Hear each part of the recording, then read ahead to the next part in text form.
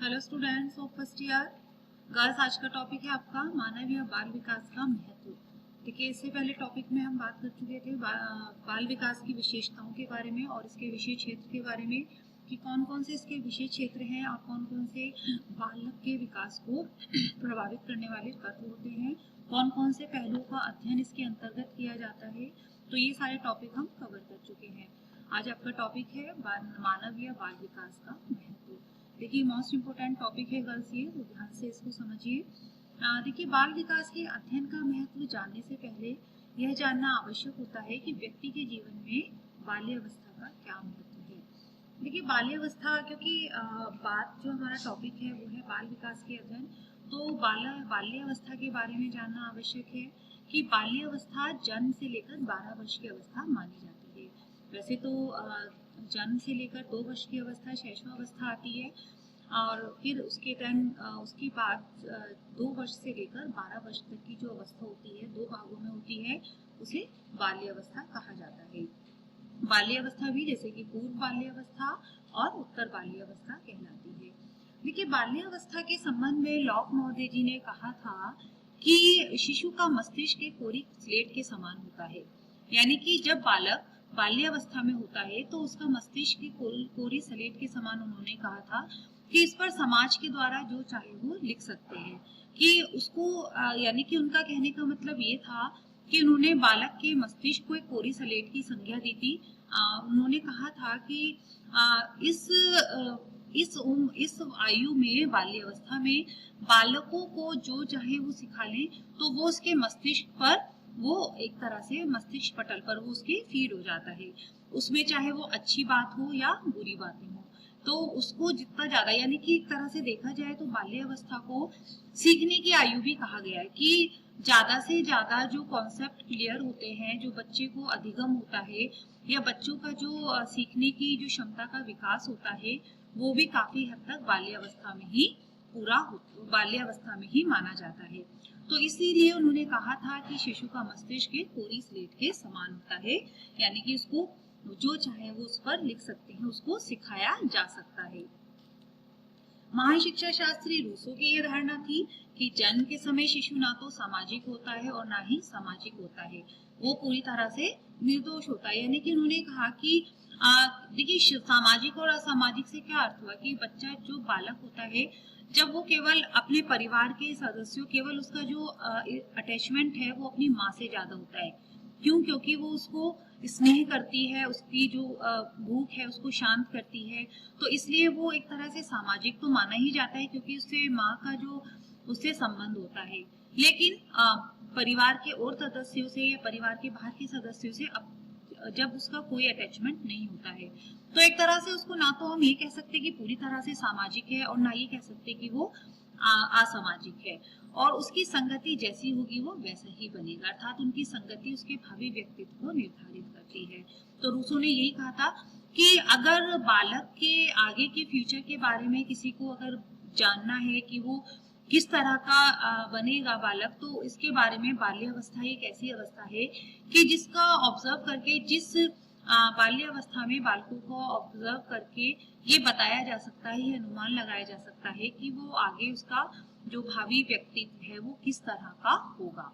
और विभिन्न विद्वानों और मनोवैज्ञानिकों द्वारा बाल्यावस्था का महत्व स्वीकार करने से यह बिल्कुल स्पष्ट हो जाता है कि बाल विकास का अध्ययन अत्यधिक महत्वपूर्ण है। संक्षेप में बाल विकास के महत्व को निम्नलिखित शिक्षकों के आधार पर स्पष्ट किया जा सकता है। सबने अपने अपने विचार व्यक्त किए थे। तो व्यक्तित्व के सर्वांगीण एवं संतुलित विकास के लिए कि बाल विकास का महत्व क्यों है, उसके अध्ययन का क्यों महत्व है, क्योंकि यह व्यक्तित्व के सर्वांगीण एवं संतुलित विकास के लिए आवश्यक है।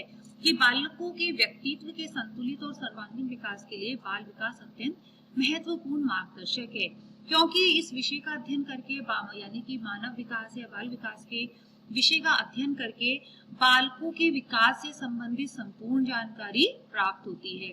साथ ही माता पिता, अभिभावक, शिक्षक आदि बाल विकास की सहायता से बालकों के संतुलित और सर्वांगीण व्यक्तित्व विकास में महत्वपूर्ण भूमिका भी निभा सकते हैं। साथ ही विभिन्न पहलू हैं, जैसे कि हमने पहले भी पढ़े, विभिन्न पहलू शारीरिक, मानसिक, संवेगात्मक, सामाजिक, चारित्रिक एवं नैतिक आदि सभी का बाल विकास में अध्ययन किया जाता है।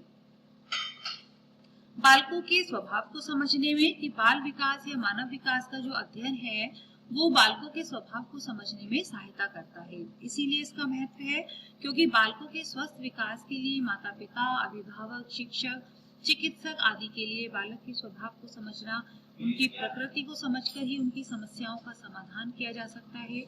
और इस प्रकार बालक के स्वभाव को समझने में बाल विकास हमारी सहायता करता है। तो इसलिए बालकों के स्वभाव को समझने में बाल विकास या मानव विकास हमारी सहायता करता है।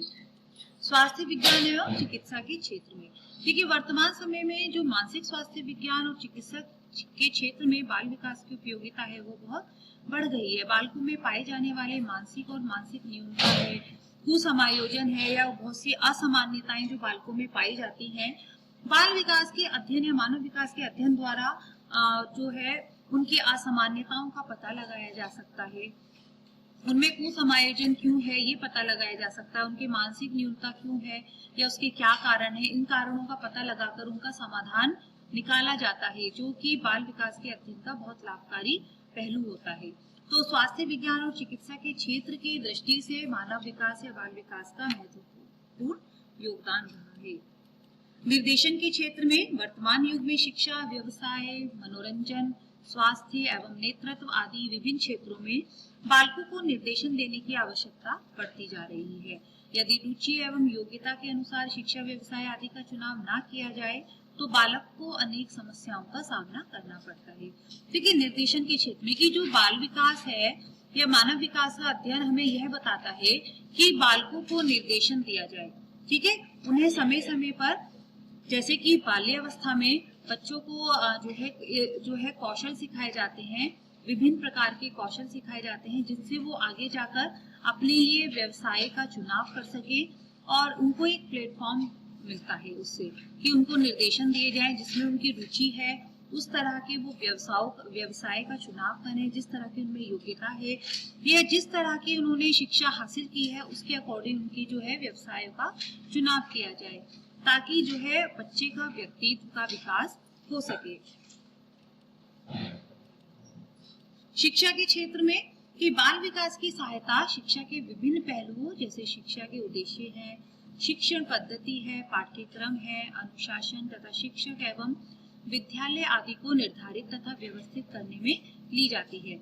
देखिए, बाल विकास के जब अध्ययन के अंतर्गत बाल विकास की सहायता के द्वारा शिक्षा के जो विभिन्न जैसे कि विभिन्न पहलू होते हैं कि शिक्षा के उद्देश्य क्या है, उसकी शिक्षण पद्धति क्या है, पाठ्यक्रम क्या है, अनुशासन क्या है, शिक्षक और विद्यालय आदि को निर्धारित तथा व्यवस्थित करने में उसकी सहायता ली जाती है। यानी कि इसके माध्यम से हमें बालकों की शिक्षा संबंधी विभिन्न पहलुओं का भी अनुमान मिलता है, उसका ज्ञान मिलता है और साथ ही शिक्षा के साथ साथ शारीरिक मानसिक विकास के लिए कैसा वातावरण प्रदान किया जाए, यानी कि बालकों के लिए शारीरिक और मानसिक विकास के लिए उनको किस तरह का उनको शिक्षा दी जाए। जैसे कि पूर्व बाल्यकाल जो शिक्षा होती है, पूर्व विद्यालय शिक्षा होती है, उसमें बालकों को ज्यादा से ज्यादा खेल से संबंधित खेल के समान खेल में शिक्षा प्रदान की जाती है, ताकि बच्चों के लिए जो पाठ्यक्रम है, जो शिक्षण है, जो उनका पाठ्यक्रम है वो उनको बोर ना लगे, जिससे वो पढ़ाई से उबे ना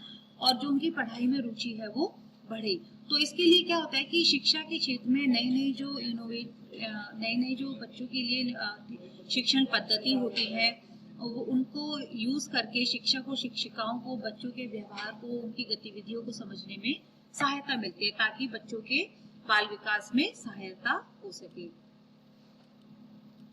खेलकूद एवं मनोरंजन के क्षेत्र की बात करें बच्चों, तो आज के प्रतियोगी के दौर में बालकों पर प्रारंभिक अवस्था से शिक्षा का बोझ लाद दिया जाता है, लेकिन देखिए खेलकूद और मनोरंजन के क्षेत्र में कि बाल विकास के महत्व की अगर बात करें तो आज जो भी है प्राइमरी से लेकर स्नातकोत्तर जो एजुकेशन होती है, पोस्ट ग्रेजुएट जो एजुकेशन है, उसमें वहां तक लेकर खेलकूद और मनोरंजन को कंपलसरी कर दिया गया, यानी कि फिजिकल एजुकेशन को कंपलसरी कर दिया गया है।